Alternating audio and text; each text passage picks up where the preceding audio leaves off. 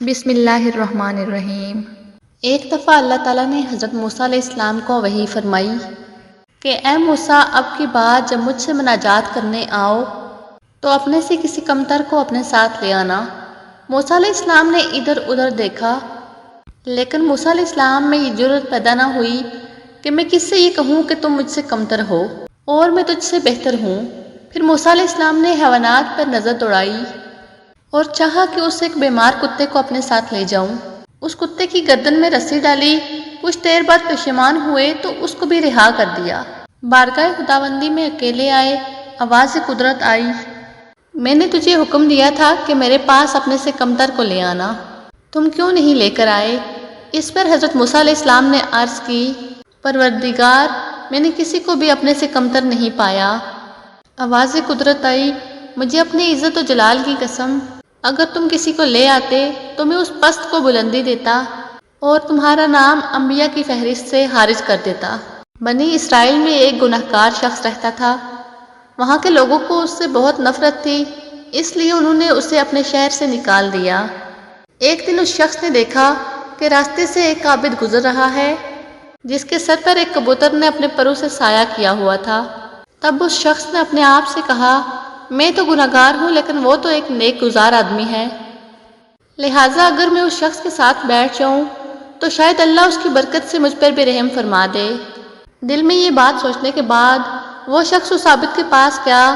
جب عابد نے اس شخص کو اپنے پاس بیٹھا ہوا دیکھا تو کہنے لگا، کیا ماجرا ہے؟ میں اس قوم کا سب سے بڑا عابد ہوں اور یہ انتہائی گنہگار، اور اس کی یہ جرأت کہ یہ میرے پاس آ کے بیٹھ جائے۔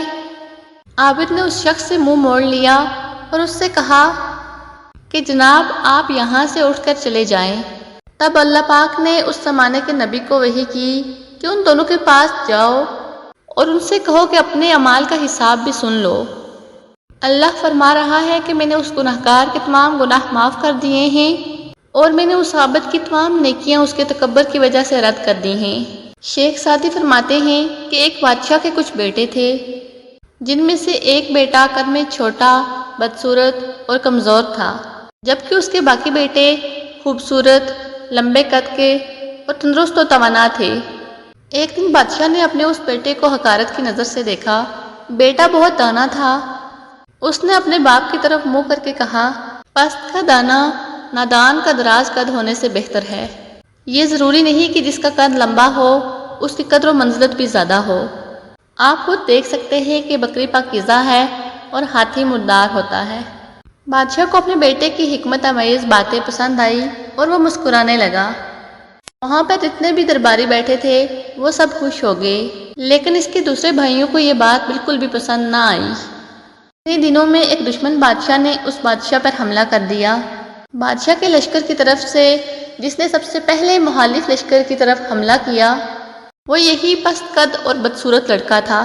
اس نے بہادری کا مظاہرہ کیا اور سامنے والے لشکر کے کئی سالاروں کو مٹی میں ملا دیا، اور پھر واپس اپنے باپ کے پاس آیا اور کہنے لگا، کمزور گھوڑے میدان جنگ میں کام آتے ہیں۔ اس کے بعد وہ دوبارہ میدان جنگ میں گیا۔ اسی دوران اس کے باپ کے چند فوجی وہاں سے بھاگنے لگے۔ تب اس نے بلند آواز میں پکار کر کہا کہ مردوں کی طرح جنگ کرو ورنہ میدان جنگ کو چھوڑ دو اور گھر میں جا کر چھپ کر بیٹھ جاؤ۔ جیسے ہی انہوں نے یہ نعرہ سنا تو ہمت کر کے آگے بڑھے تو دشمنوں پر غالب آ گئے۔